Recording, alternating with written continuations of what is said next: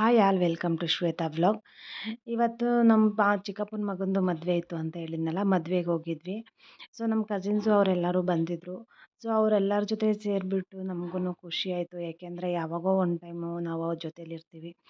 ಯಾಕೆಂದರೆ ಅವ್ರಿಗೂ school college ಅಂತ ಬ್ಯುಸಿಯಾಗಿರ್ತಾರೆ. ಸೊ ಈ ಥರ ಫಂಕ್ಷನ್ಗಳು ಅಂದರೆ ಮಾತ್ರ ನಾವು ಜೊತೆಯಲ್ಲೇ ಸೇರಿ ಮಾತಾಡೋದು, ಹರಟೆ ಹೊಡಿಯೋದು, ಈ ಥರ ಎಲ್ಲ ಖುಷಿಯಾಗುತ್ತೆ. ನಾವು ಅವ್ರ ಜೊತೆ ಎಲ್ಲ ಇದ್ದಿದ್ದು ನಮಗೂ ಸಹ ಖುಷಿ ಆಯಿತು. ಯಾಕೆಂದರೆ ಅಪರೂಪದಂಗೆ ನಾವು ಜೊತೆಲೇ ಇರ್ತೀವಲ್ವ, ಹಂಗಾಗಿ. ಸೊ ಮದುವೆನಲ್ಲಿ ಅದು ಇದು ಶಾಸ್ತ್ರಗಳು ಅದು ಇದು ಅಂತ ಮಾಡ್ತಾಯಿದ್ರು. ಹುಡುಗ ಹುಡುಗಿದು ಫೋಟೋ ಮಾತ್ರ ಮಿಸ್ ಆಗಿದೆ.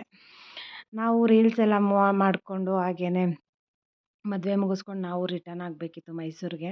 ಯಾಕೆಂದರೆ ನವೀನ್ಗೆ ಆಫೀಸ್ ರಜಾ ಹಾಕಿರಲಿಲ್ಲ. ಹಂಗಾಗಿ ಅವರು ಮಂಡೇ ಮಾತ್ರ leave ತಗೊಂಡಿದ್ರು.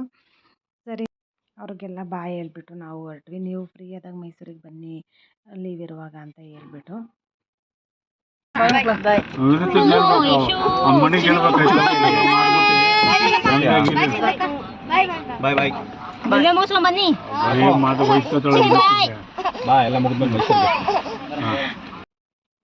Next day continuation blog ಆಗಿರುತ್ತೆ. ಇವತ್ತು ನವಿಂದು ಬರ್ತ್ಡೇ ಆಗಿರೋದ್ರಿಂದ ಹಾಗೆ ದೇವಸ್ಥಾನಕ್ಕೆ ಹೋಗಿ ಬರೋಣ ಅಂತ ಅಂದ್ಬಿಟ್ಟು ಅಲ್ಲೇ ಪಕ್ಕದಲ್ಲಿರುವ ಬಾಬಾ ಟೆಂಪಲ್ಗೆ ಹೋಗ್ಬಿಟ್ಟು ಬಂದ್ವಿ. ಹಾಗೆ ಮನೆಯಲ್ಲಿ ಅವರಿಗೆ ಬರ್ತ್ಡೇ ಆಗಿರೋದ್ರಿಂದ ಏನಾದರೂ ಸ್ವೀಟ್ ಮಾಡೋಣ ಅಂತ ಅಂದ್ಬಿಟ್ಟು ಜಾಮೂನ್ ಮಾಡಿದೆ.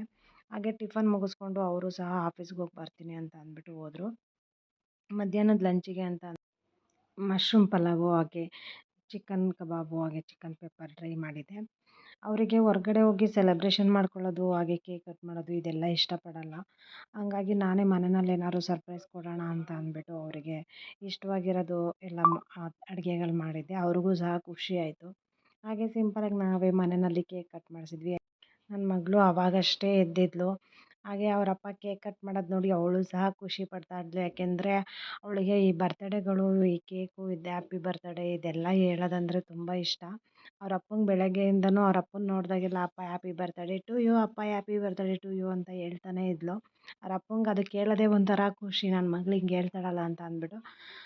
ಅದಾದಮೇಲೆ ನಾವು ಸಹ ಇಬ್ಬರು ಜೊತೆಲೇ ಕೂತ್ಕೊಂಡು ಊಟ ಮಾಡಿದ್ವಿ. ನವೀನ್ಗೆ ಈ ಥರ ಸೆಲೆಬ್ರೇಷನ್ ಸಿಂಪಲಾಗಿರೋದೇ ಒಂಥರ ಇಷ್ಟ ಆಗುತ್ತೆ. ನನ್ನ ಮಗಳಿಗೆ ನಿದ್ದೆ ಬೇರೆ ಸರಿಯಾಗಿ ಆಗಿಲ್ಲ. ನಾನು ಅವ್ರ ಅಪ್ಪನ ಜೊತೆ ಆಟ ಆಡ್ಕೊಂಡು ಫ್ರೀಯಾಗಿರಲಿ ಅಂತ ಅಂದ್ಬಿಟ್ಟು ಮತ್ತೇನು ಅವಳಿಗೆ ಮಲಗ್ಸೋಕ್ಕೆ ಹೋಗಲಿಲ್ಲ, ಆಟ ಆಡ್ಕೊಂಡಿರಲಿ ಅಂತ. ಅವಳು ನಾವೇನಾದ್ರು ಜ್ಯೂಸ್ ಕುಡಿಯೋದು ನೋಡಿದ್ರೆ ಅವಳು ನನಗೂ ಬೇಕು ಜ್ಯೂಸು ಅಂತ ಕೇಳಿರ್ತಾಳೆ. ಅದಕ್ಕೆ ಒಂದು ಸಿಪ್ ಕುಡೀಲಿ ಅಂತ ಅಂದ್ಬಿಟ್ಟು ಕುಡಿಸ್ದೆ. ಹೊರಗಡೆ ಜ್ಯೂಸೆಲ್ಲ ಅವಳಿಗೆಲ್ಲ ಏನೂ ಅಭ್ಯಾಸ ಮಾಡಿಲ್ಲ. ಮನೆಯಲ್ಲೇ ಫ್ರೆಶ್ಶಾಗಿ ಫ್ರೂಟ್ಸ್ ಯಾವ್ದಾದ್ರು ಇದ್ದರೆ ಮಾಡಿಕೊಡ್ತೀನಿ. ಹಾಗೆಯೇ ಈ ಒಂದು ವಿಡಿಯೋ ತಮ್ಮೆಲ್ಲರಿಗೂ ಇಷ್ಟ ಆಗಿದೆ ಅಂದ್ಕೊತೀನಿ. ಇಷ್ಟ ಆಗಿದ್ದರೆ ಪ್ಲೀಸ್ ಒಂದು ಲೈಕ್ ಮಾಡಿ, ಸಪೋರ್ಟ್ ಮಾಡಿ, ಹಾಗೆ ಕಮೆಂಟ್ಸ್ ಮಾಡಿ. ನೆಕ್ಸ್ಟ್ ಇನ್ನೊಂದು ವ್ಲಾಗ್ ಜೊತೆ ಸಿಗ್ತೀನಿ. Thank you all.